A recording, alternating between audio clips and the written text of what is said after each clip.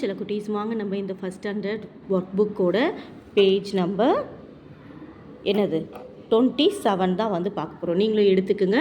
புதிய சொற்களை உருவாக்குக. இந்த ஒர்க் புக் வேணுனாலும் மேம்க்கு வந்து நீங்கள் என்ன பண்ணுங்கள், மெசேஜ் பண்ணுங்கள். ஓகே, இப்போ பாருங்கள். ரா, இல், சா, மீ, இச். மேம் கூட சேர்ந்து நீங்களே சொல்லுங்கள்.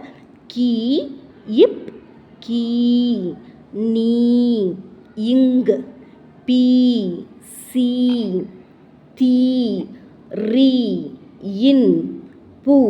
ஓகேவா? இப்போ வந்து நம்ம இது வேர்ட்ஸ் எழுத போகிறோம். இது என்ன படம்? மீன். எழுதுங்க மேம் கூட சேர்ந்து நீங்களும் எழுதுங்க. மீ,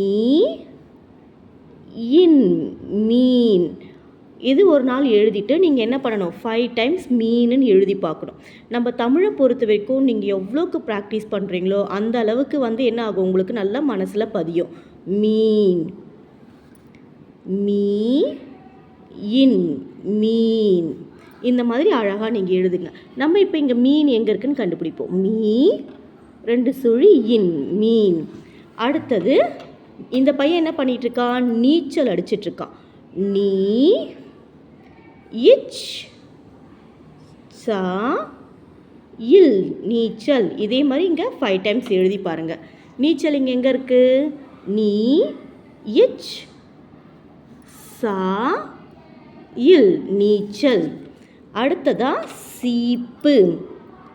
சி, இப், பு, சீப்பு. ஓகேவா? சீப்புக்கு தமிழ் என்னது, இங்கிலீஷில் என்னது? கோம்ப். தலைவாரத்துக்கு பயன்படுவோம் இல்லையா? சி, இப், பு, சீப்பு. அடுத்து தீ. மேம் சொல்லி கொடுத்த இல்லையா, ஓர் எழுத்து சொல். தீ. தீன்னு என்னது? நெருப்பு. தீ. அடுத்து கீரி. இது என்னது? கீரி. பாம்பு கூட சண்டை போடும் இல்லையா? கீரி. கீரி எங்கே இருக்கு? கீ, ரி, கீரி. இது எல்லாத்தையுமே நீங்கள் 5 டைம்ஸ் எழுதி பார்க்கணும். அடுத்து இது என்ன வாகனம்? பீரங்கி. நம்ம இராணுவத்துலலாம் இருக்கும் இல்லையா? பி, ரா, இங், கி, பீரங்கி. பார்க்கலாமா எங்கே இருக்குன்ட்டு? பி, ரா,